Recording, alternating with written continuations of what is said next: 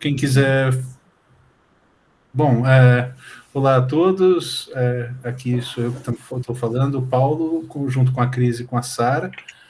Nós estamos gravando esse vídeo para o Cineclube Imaginários Alugados, né, que é ligado ao Labiarte da Faculdade de Educação. E estamos fazendo esse vídeo para mais ou menos pautar um pouco e começar a discutir os filmes Alô Amigos, Calango-Lengo e Fisherwoman and Tuk Tuk, para começar a discutir e permitir que vocês, no momento em que nós fizermos a reunião do Cineclube, na data certa, possam apresentar mais as suas ideias e que nós não precisemos apresentar os filmes todos logo de cara, assim, gastando um tempo desnecessário e permitindo muito mais essa interação que para nós é muito cara. Vamos começar a falar dos filmes? Se vocês quiserem, eu posso começar a falar do Alô Amigos um pouco. Acho que sim, acho que é uma ideia. Bom, o Alô Amigos, né, Saludos Amigos, é um filme de 42. Ele teve alguns diretores. Se vocês assistiram, eu imagino que vocês já tenham assistido o filme. Se não, assistam o filme depois, venham para ver esses comentários aqui. Ele trabalha com animação, é um média-metragem de animação, misturado com live action. E o live action numa forma, numa maneira de construir a narrativa que se aproxima e que vai lembrar para nós o documentário. Então ele vai trazer exatamente essa ideia de que ele tem uma animação, mas ele se trata de um documento de uma viagem que o pessoal dos estúdios Disney fez em 1941 para a América do Sul. E essa viagem, de fato, aconteceu. Ela foi uma viagem que foi financiada pela CIA, a convite do presidente dos Estados Unidos, o Franklin Roosevelt, que falou assim para o Disney, olha, vamos começar os esforços de guerra, afinal de contas, aquele momento era o momento de os americanos entrando na Segunda Guerra Mundial, vamos começar os esforços de guerra e vamos garantir que aquela outra América, a América do Sul, esse outro continente, para eles é de fato um outro continente, que eles estejam conosco e vão lutar contra os fascistas lá da Europa tal, e não se alinhem a eles e não juntem esforços com eles. E daí eles vão contar histórias daqui. E acho que vocês percebem que tem todo um imaginário construído de bastante estereótipo do que é a América do Sul, né? Se vocês olharem, nós temos dois personagens principais que são trabalhados, o Donald e o Pateta. Isso é dessa maneira porque para os filmes de esforços de guerra, ou seja, durante toda a década de 40, o Disney não permitiu que o Mickey Mouse fizesse parte dessa propaganda. Então a propaganda de guerra ficou para os personagens em volta dele, e naquele momento eram o Donald, o Pateta e o Pluto. Então ele usa o Pateta e o Pateta e o Donald para falar do Alô Amigos. Vocês percebem o Donald agindo sempre daquela maneira superior, né? Quando ele fala do Peru, daquela forma de música exótica, com as flautas peruanas no Lago Titicaca, essa cultura meio estranha e engraçada. É assim que ele vai agir na historinha do avião Pedro sobre o Chile. Você percebe como é desimportante aquela carta, que é só um cartão postal de correspondência entre uma pessoa que está em Córdoba e outra que está em Santiago, e que isso para um estadunidense é quase nada, assim, eles vão se rir disso. O Pateta, né, agindo como esse... Ele fala, né, no filme, inclusive, esse nobre e heróico boiadeiro, né, esse cowboy do Kansas, que foi levado para o sul, para a Argentina, para os pampas gaúchos, para experimentar esse modo de vida gaúcho. E aqui, essa coisa para mostrar esse Rio de Janeiro estereotipado, esse Rio de Janeiro da alegria, do carnaval e tal, e esse Brasil que está muito pronto a receber os americanos. Olha só como eles são amigos. E é bastante interessante vocês notarem que diferente dos outros lugares que tem um certo exotismo, quando eles vão falar do Brasil, eles vão mostrar a orla de Copacabana cheia de prédios e tal, mais ou menos para falar, tá bom, eles são exóticos, ó, você vê como eles são estranhos, eles gostam de carnaval e tal, não sei o que, eles são todos esses festivos amigos, mas olha, a gente tem que salvar essa galera, porque se vocês prestarem atenção, eles têm lá prédios, tal, são cidades que podem se assemelhar às cidades americanas, às cidades europeias. A mesma coisa até com Buenos Aires, mostrando o maior edifício naquele momento, né, na América do Sul e tal. Ah, vale a pena salvar esse pessoal, vamos ser amigos dos sul-americanos. Eles têm aquela coisa são pitorescos, né? Como eles usam 2 ou 3 vezes a palavra, mas são muito amigos, né? Dão cachaça, dão charuto. Pitoresco, acho que é a palavra, assim, porque é exatamente isso. E nesse esforço de guerra americano, não foi só, né, o Disney que veio para cá.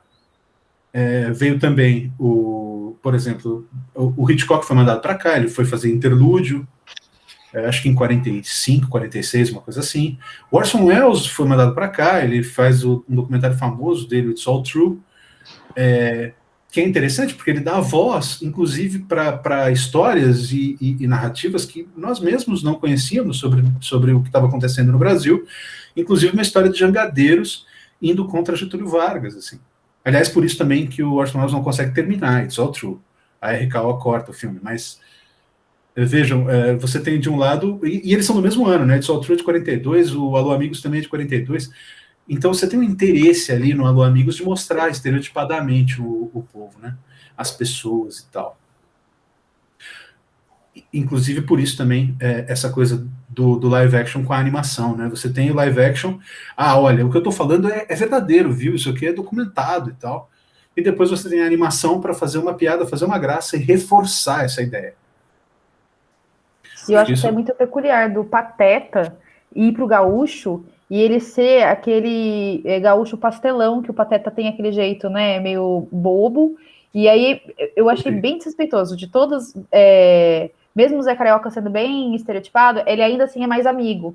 Ele ainda assim é mais malandro. Agora o Pateta, para mim, foi o mais caricato mesmo, assim. Uhum. E por falar em caricato, Sara, como é que você acha do Calango-Lengo? Assim, o que tem de coisas no Calango-Lengo que se podem ser ditas? Então, o Calango-Lengo, ele me colocou em dois pontos muito interessantes, assim, né? Ele sempre me levou para um caminho e para o outro, assim, que eu fui pontuando e ponderando. Porque ele, numa pesquisa rápida que eu fiz, eu vi que ele foi a primeira animação com a temática nordestina. Só que me impressionou porque ele é de 2008. E o Fernando Miller, ele é paulista, que é o roteirista e diretor. Ele foi um curta premiado, ele ganhou o Festival Latino-Americano de Curta e Animação. Ele ganhou o prêmio de roteirista e direção, melhor filme e melhor direção. Foi bem aceito, e ele é muito legal, eu gostei dele, achei super legal, achei ele respeitoso, mas eu achei que ele é um paulista que retrata a temática nordestina, sendo o primeiro animação curta a retratar isso. Então, eu achei um delay de tempo muito grande, assim, né, da animação se popularizar e existirem várias animações brasileiras. E só então, em 2008, que você vai retratar o nordestino. E mesmo sendo respeitoso, ele traz um recorte, né? Porque o nordestino não é o nordestino, né? Existem as pessoas que vivem no litoral, pessoas que vivem no Agreste, pessoas que vivem no Maranhão, ou pessoas que vivem no Sergipe, sabe? Existe muita cultura envolvida nisso. E ele traz, obviamente, um recorte, porque, afinal de contas, é um curta com 9 minutos, poderia debater problemáticas tão extensas. E ele fala da seca, né? Então, é um sertanejo que mora no Agreste, que traz a seca como um fator limitante de desenvolvimento para a colheita e para a existência dele, do próprio calango, né? E que, de fato, em algum momento, após uma intervenção divina e muita oração por um milagre, acontece a chuva. E eu achei super bacana, bonito, legal, só que eu fiquei pensando, poxa vida, será que não reforça um estereótipo do Agreste e da pessoa que precisa viver da agricultura de subsistência como milagrosa, como recurso hídrico, só por um milagre que vai acontecer, né? A gente sabe que existe uma gestão de recursos hídricos, que a gente sabe que existe sim água lá e que temos tecnologia suficiente para armazenar ou chegar à água de alguma maneira. Não é uma coisa que a gente vai ficar esperando o céu. Enfim, eu gostei do curta, acho legal, acho respeitoso, mas fico pensando dele reforçar, criar o imaginário mesmo único, né? E acho que a gente tem que ter um olhar de cuidado quando a gente vai assistir qualquer coisa. E Como se tem negasse. uma cultura, ou uma etnia, ou um recorte de uma história, e tomar isso como uma verdade, e única também, né? Porque sim, existe a pessoa que vive da agricultura de subsistência, que passa com um fator limitante de estresse hídrico, mas é uma entre tantas possibilidades de existências, né? Inclusive no próprio Agreste, né? Desculpa, Cris, fala. Sim, claro. Com certeza.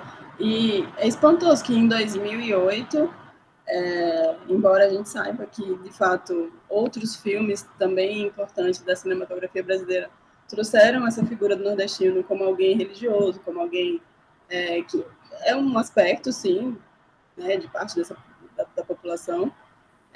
Mas em 2008, ao invés de questionar políticas públicas, a ausência do Estado ali, eles ainda trazem essa ideia da operação divina, né? E que eu acho que seja Isso. mesmo, né? Culturalmente, talvez ainda somos um país majoritariamente católico ainda, e que talvez isso esteja muito forte mesmo na cultura lá, mas eu acho complicado tomar isso como verdade, né? Assim, absoluta. O filme é um alto, né? É um alto o filme, a maneira como ele é construído. Vem da morte e acontece uma coisa mística, religiosa para a vida, né? É a trajetória de todo o alto, né? Da morte para a vida. Aliás, a citação direta, né? O filme é calango-lengo, morte e vida sem ver água, né? Então totalmente como morte e vida sem ver vida, tem referenciado uma referência a absoluta, né? Cabral, a João Cabral. Sim. Alto da Compadecida também a gente pode colocar, que também é Pode. um alto. Que também é um alto, que também fala dessa. Exatamente nessa ordem, sempre, né? Morte e depois vida e tal. São narrativas, até em algum sentido, tradicionais, né? Sim. É curioso, suscita bastante coisa, né? Enfim. Mas a gente pode passar agora, então, para sair um pouquinho do Brasil, né? A gente teve o Paulo falando de um filme em que uma grande corporação americana, num esforço de guerra, decide olhar para a América Latina e falar sobre lugares desse continente americano. A Sara trouxe um olhar mais local nosso, né, de nós brasileiros de uma determinada região, que olhares que a gente lança sobre outros espaços desse mesmo Brasil, que é muito diverso. E aí a gente vai sair daqui e vai lá para a Índia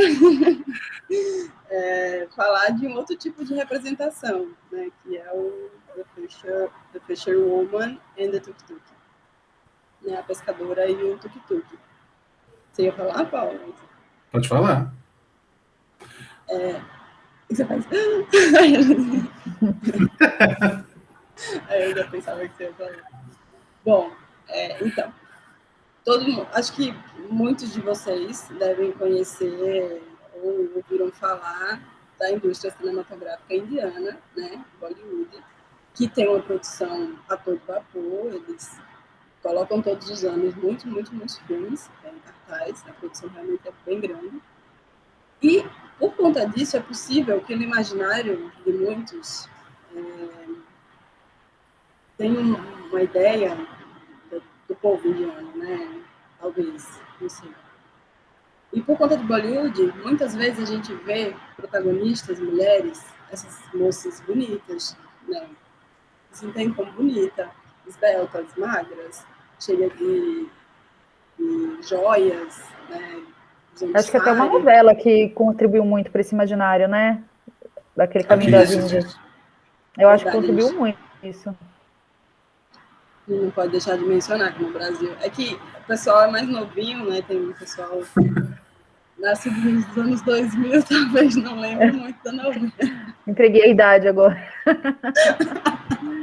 Mas é verdade, no Brasil a gente, pelo menos, tem essa referência que é bem mais forte do que talvez a indústria, né, de Bollywood. Mas, enfim, o curta indiano que a gente trouxe foi escrito e dirigido por um rapaz chamado Suresh Eliat. Eu não saberia falar. Esse aqui é o nome do estúdio dele, ó. Exauros. Isso. Ele criou essa história a partir de uma experiência que ele teve. Né? Ele estava lá dirigindo, de repente ele estava parado no trânsito e entre o carro dele e o ônibus que estava à frente havia um espaço muito pequenininho e passou uma senhora pescadora, assim, se imprensando, assim, meio apertada entre dois veículos. E isso ficou na cabeça dele. Ela ficou meio brava porque era apertado e ela devia estar com outras questões na cabeça também e saiu xingando eles, assim. Vocês devem imaginar, a gente também tem essa ideia, talvez estereotipada, não sei, do trânsito caótico na Índia, né? Então, imagina aí essa salada. E aí essa moça saiu, uma senhora de verdade, como a personagem do filme, e ao invés de ficar pensando, ficar bravo também ou qualquer outra coisa, ele diz em entrevistas que ficou pensando sobre quais seriam os sonhos e desejos daquela mulher, sabe? E a partir dessa experiência ele criou a história do curta, então atribuiu a ela um desejo que foi o desejo de ter o seu carro, né, o seu tuk-tuk, de rodar com ele por aí, de sair daquela vida que ela levava e viver aventuras. Né? Imagina que mágico isso, você trazer uma experiência que é normalmente associada a crianças, né, ou meninos, ou heróis, né, numa animação, você atribui essa mesma experiência de aventura a uma senhora de meia idade, gorda, com estrias na barriga, sabe, que vende peixes. Eu amo esse fato dela ter estria na barriga. De ela ser uma pessoa real, sabe? Sim, eu gosto. É muito legal. É muito bacana ela comemorando a pérola, ela lembrando do dinheiro que ela guarda. É muito real, é muito. Ela é o retrato, uma tentativa de retratar uma mulher mais corporificada, não é? E entender um pedaço até da cultura indiana, porque afinal de contas de um pedaço, né, da Índia. Você não vai encontrar pescadores daquela maneira na Índia toda, e daí é muito curioso, porque quantos filmes vêm da Índia para cá para que nós possamos saber que isso é específico de algum lugar, e que é diferente, e que é questionar a Índia, como a Índia se vê, quanto mais como o brasileiro vê a Índia, né? Completamente. A gente não pode esquecer que a Índia é um país continental, e que abriga diversas culturas diferentes, diversos povos, diversas línguas. A própria personagem, ela é apresentada, se não me engano, como uma personagem Konkani, acho que é assim que fala, que é alguém de um lugar específico, que fala um idioma específico, acho que da região do Goa até, sabe? Onde há disputas linguísticas. Então, para um indiano, né, que assiste ao filme, ele se depara com todas essas questões que a gente não leva em conta no primeiro momento por desconhecer, né, o que é a realidade, a diversidade que tem no país. E eu gostei muito do trabalho de cor que ele fez, Cris. Se você quiser falar um pouco disso, eu acho que é bom. É verdade, porque é uma animação, é um estilo que ele emprega ali que a gente não está muito habituado a ver, né, nos desenhos que a gente vê na TV normalmente. Ele se apoia na própria cultura indiana também para criar uma paleta de cores e um estilo muito inspirado no que se vê na Índia, né? Essas cores vibrantes, muitas cores, tudo muito barulhento, a gente pode até atribuir isso, né, as cores. Existe um barulho, né, nas cores, sim. E eu acho legal, eu acho muito legal porque isso é construído com tecnologia e técnicas da animação digital. E para nós é muito marcada a animação digital estilo Pixar, assim. A gente mal pensa em fazer uma animação digital completamente com outros interesses, com outras formas de construir imagem e tal. Eu achei que quebra muito mesmo. Quebra. E o estilo, né, tem essa coisa cultural, que apoia de fato as escolhas que eles fizeram, mas também tem a intenção de dar um tom onírico ao filme que, de fato, fala sobre sonhos, fala sobre desejos, fala sobre você viver alguma coisa inesperada, uma coisa que está no mundo da sua imaginação, né? Ela concretiza. Imagina você encontrar uma pérola num peixe e mudar de vida completamente. E realizar o seu sonho tão querido do tuk-tuk, né? E o final é marcante nesse sentido, né? Do Muito. suicídio. Surpreendente. Gente, é surpreendente, né? A gente fica se perguntando, né? Por quê, né? Como... Que motivações, né? Eu acho que as mesmas perguntas que o Suresh fez para ele no momento que encontrou aquela mulher em Mumbai, que inspirou depois o filme, a gente se pergunta também, né? Com o desfecho da personagem. Então, assim, gente, olha só, né? Até que ponto a gente se deixa levar pelo que realmente nos move. Enfim, não sei. É uma reviravolta, mas a gente se pergunta, e se fosse a gente que finalmente conseguiu o nosso grande sonho da vida, e ele realmente significou, porque não só o tuk-tuk materializou para ela como uma coisa material, capital e tudo mais, mas levou a ela aventuras e desventuras que ela não conseguia viver naquele cotidiano preso e fixo de sempre fazer a mesma coisa, né? Então, quando ela realmente rompe com isso e depois ela fica cega, como que ela vai fazer? E o que ela poderia fazer, se não... Enfim, realmente é surpreendente, mas não sei. E a Aliás, lógica atribuída, desculpa, a lógica atribuída ao consumo, né? Porque a gente sabe que tem muitos problemas que o capitalismo traz para a gente aí. Só que ela, enfim, foi pelo consumo que ela mudou de vida, não sei. Sim. Essa cegueira dela, eu não sei se eu veria como uma punição, sabe? Porque eu acho que seria uma coisa muito moralista, eu acho que o filme não está interessado em se colocar dessa maneira. Mas, às vezes, a gente, né, metaforicamente, a gente se deixa cegar. Se cega. Eu interpretei mais como isso, que, tipo, o consumo, o desejo de consumo, mesmo que realizado, ele dá uma cegueira que não importa o que você fez, né? Isso ia acabar. Esse euforismo, ele ia acabar, né? Meio que a teoria do pêndulo mesmo, né? De Schopenhauer, que você vai do tédio do conquistado à agonia do que não conquista. E aí, enfim, eu penso nisso, eu penso nessa coisa metafórica, assim. E dessas perguntas todas que a gente fez, assim, como é que a gente pode fechar falando dos três filmes, perguntando coisas para eles, para daí eles também tentarem responder algumas ideias e criarem as suas próprias, tá, gente? Pensem coisas que vocês bem quiserem dos filmes.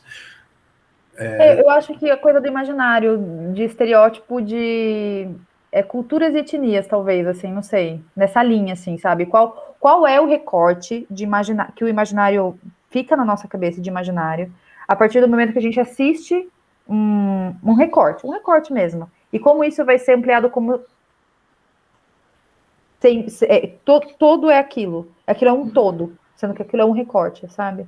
Não sei, algo nesse sentido. Eu fico pensando também, desculpa, Cris, eu fico pensando também sobre essa ideia de quais os interesses, quem que fez os filmes, não é?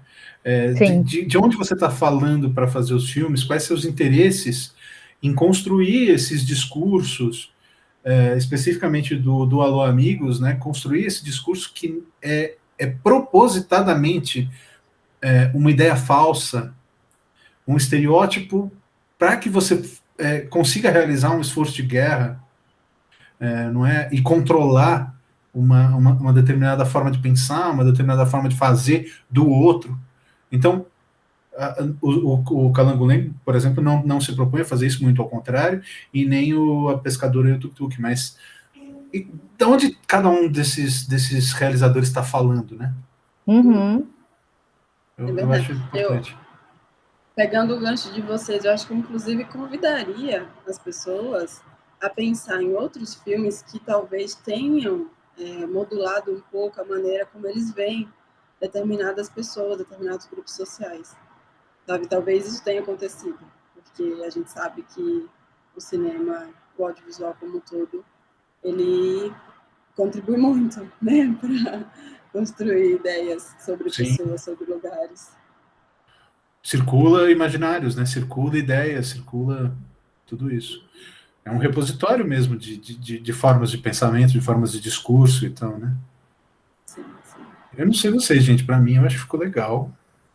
Dá para as pessoas pensarem coisa pra caramba, pesquisarem Vamos coisa agradecer pra então e caramba. deixar eles pensar também, né? Agora é com vocês. Obrigado, Beijo. pessoal.